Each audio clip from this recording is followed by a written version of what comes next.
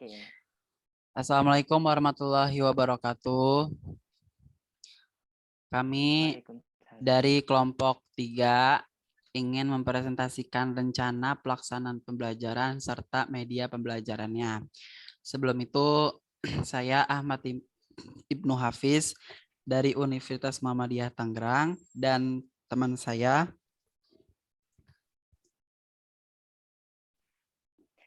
Muhammad Syaifullah dari Universitas Muhammadiyah Jember. Oke, langsung aja. Di sini ada rencana pelaksanaan pembelajaran RPP 3.1. Satuan pendidikannya itu kita ambil PAUD Assalam di daerah perbatasan antara Tangerang sama Jakarta, tapi lebih ke Tangerang sih. Nah, kemudian mata pelajarannya yaitu bahasa Inggris, kelasnya PAUD kelas A.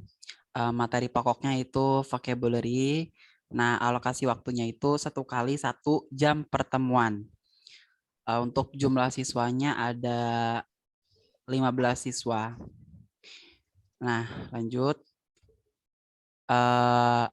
Yang pertama yaitu kompetensi inti. KI1 mencoba mengolah dan menyaji berbagai hal dalam ranah konkret, menggunakan mengurai, merangkai, memodifikasi, dan membuat, dan ranah abstrak, menulis, membaca, menghitung, menggambar, dan mengarang, sesuai dengan yang dipelajari di sekolah dan dari berbagai sumber lain yang sama dalam sudut pandang atau teori.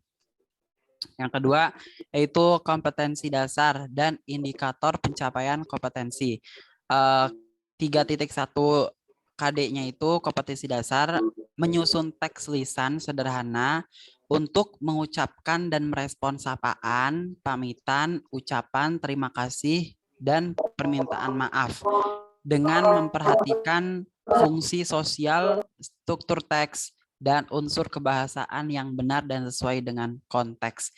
Nah, indikator pencapaian kompetensi antara lain yaitu menyusun kalimat acak yang mengandung ungkapan sapaan dan responnya secara tertulis. Kedua, mengisi kalimat rumpang. Rumpang yaitu mengisi kalimat yang kosong yang bersifat umum gitu. Kemudian menerjemahkan kalimat dalam bahasa Inggris, mengisi kuesioner, menulis kosakata dalam bahasa Inggris. Itu beberapa indikator pencapaian kompetensi. Nah, yang ketiga yaitu tujuan pembelajaran. Nah, setelah mengikuti proses pembelajaran, peserta didik dapat yang pertama, peserta didik mampu melafalkan pastinya vocabulary, kosakata. Nah, yang kedua, peserta didik mampu menyusun kalimat yang umum dengan benar atau dengan baik. Nah, yang ketiga, peserta didik mampu menerjemahkan kalimat dalam bahasa Inggris. Yang keempat, itu peserta didik mampu mengisi kuesioner dengan benar. Yang kelima, yaitu peserta didik mampu menulis kosakata dalam bahasa Inggris. Yang keempat, yaitu materi pembelajarannya. Nah, di sini materi reguler tema chapter 1 itu vocabulary.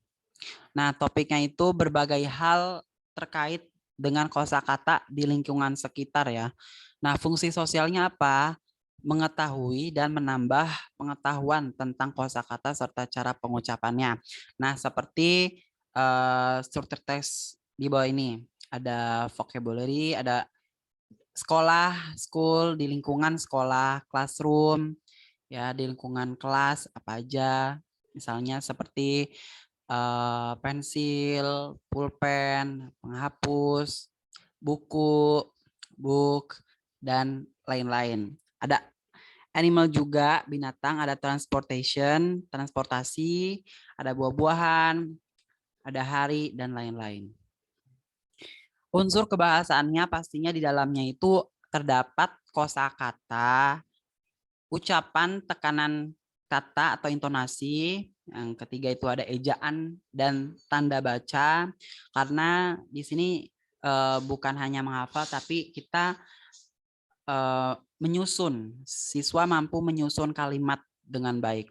Kemudian tulisan tangan.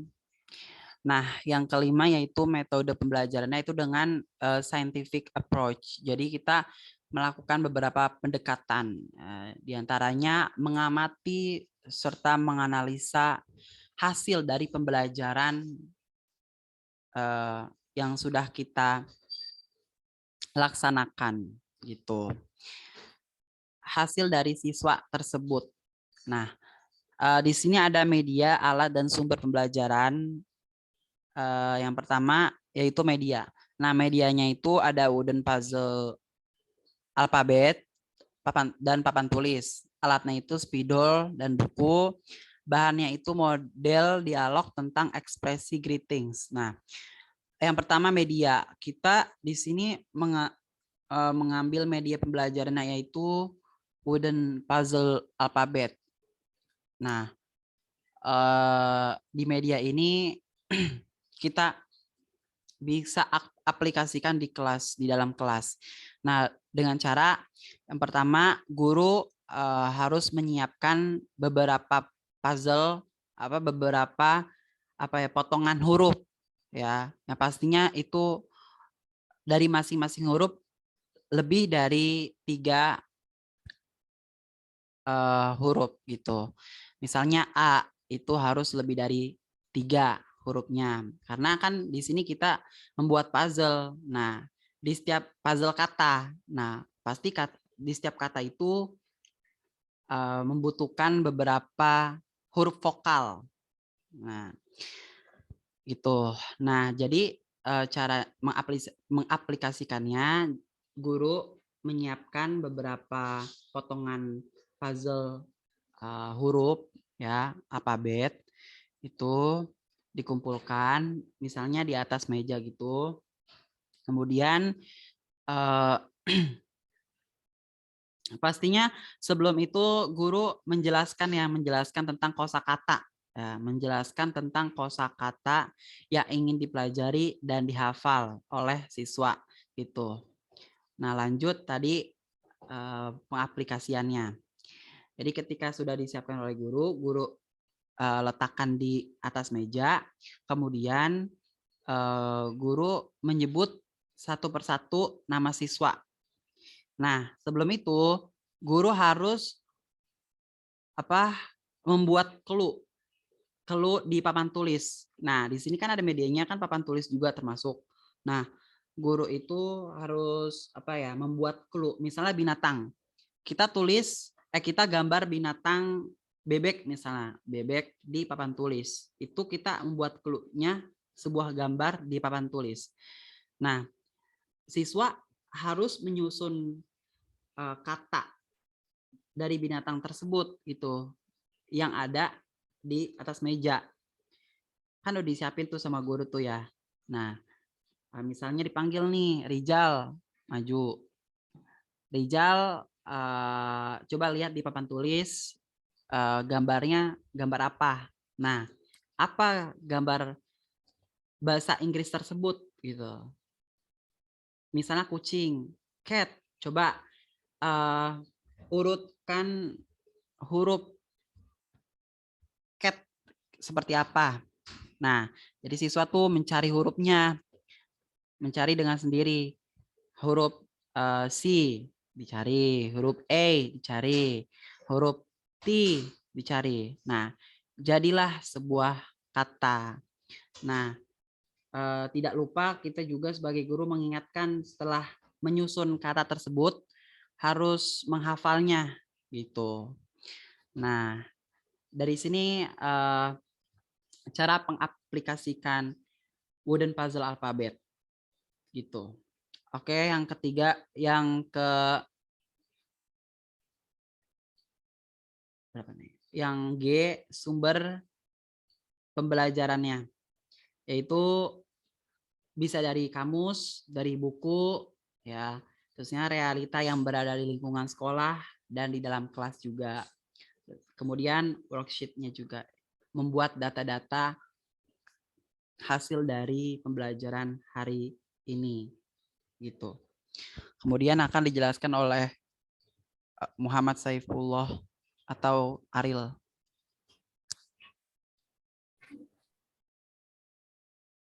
Nah, oke. Yang selanjutnya adalah langkah-langkah kegiatan pembelajaran. Dalam kegiatan pembelajaran terdapat JP, yaitu dengan format 1 kali 1 jam pertemuan. Adapun serangkaian kegiatannya, yang pertama pendahuluan dengan deskripsi sebagai berikut. Yang pertama, guru memberikan salam atau greeting. Yang kedua, perkenalan. Ketiga, guru memeriksa kehadiran siswa atau dengan menyebutkan nama-nama anak tersebut untuk mengecek kehadiran anak tersebut dalam kelas. Yang selanjutnya, guru menyiapkan peserta didik secara fisik untuk mengikuti pembelajaran.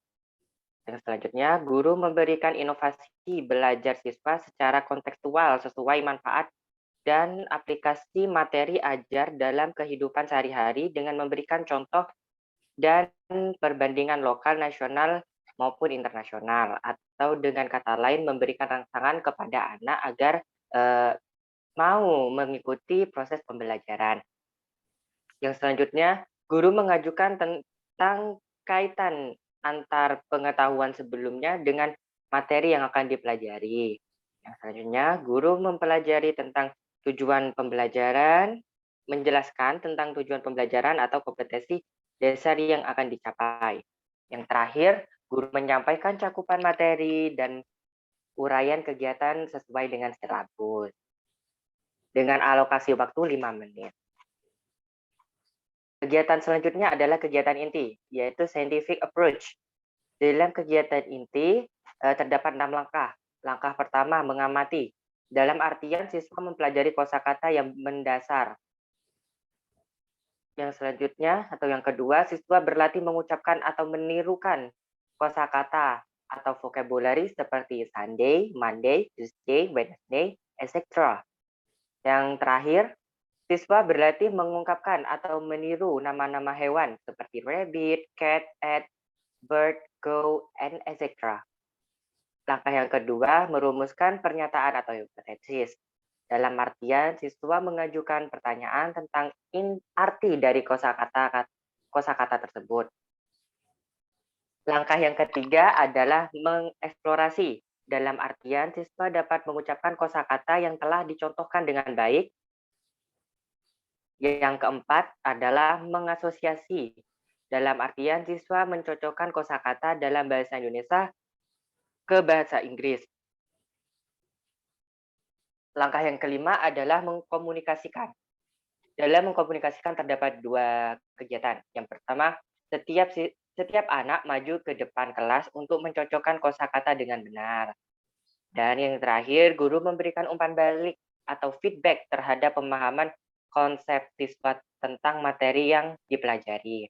Langkah yang terakhir yaitu adalah refleksi. Refleksi ini dilakukan oleh anak dengan cara refleksi, resum, dan membuat kesimpulan secara lengkap, komprehensif, dan dibantu guru dari materi yang telah dipelajari terkait vocabulary. Yang terakhir, guru memberikan apresiasi atas partisipasi semua peserta didik atau memberikan feedback kepada anak. Yaitu dengan alokasi waktu, bisa ke atas, bentar. Dengan alokasi waktu sebesar 50 menit. Minimal 50 menit. Yang kegiatan terpaling terakhir yaitu adalah penutup. Dengan deskripsi, siswa dan guru melakukan refleksi terhadap kegiatan pembelajaran dan manfaat-manfaatnya. Siswa dan guru memberikan umpan balik terhadap proses dan hasil pembelajaran. Yang keempat atau yang ketiga, peserta didik atau anak memperhatikan informasi tentang rencana kegiatan pembelajaran untuk pertemuan berikutnya. Yang terakhir, peserta didik dan guru mengucapkan salam perpisahan. Dalam kegiatan penutup ini, biasanya guru itu akan memberikan sebuah apresiasi dan juga memberikan informasi bahwasanya besok kita akan belajar tentang vocabulary lagi, tetapi dengan media-media yang lainnya sesuai dengan RPPH yang dibuat oleh guru tersebut dengan alokasi waktu sebesar 5 menit. Sekian, terima kasih. Itu dari saya. That's all for me. Thank you. Oke, sekian dari presentasi kami hari ini. Kurang lebihnya mohon maaf. Wassalamualaikum warahmatullahi wabarakatuh. Waalaikumsalam.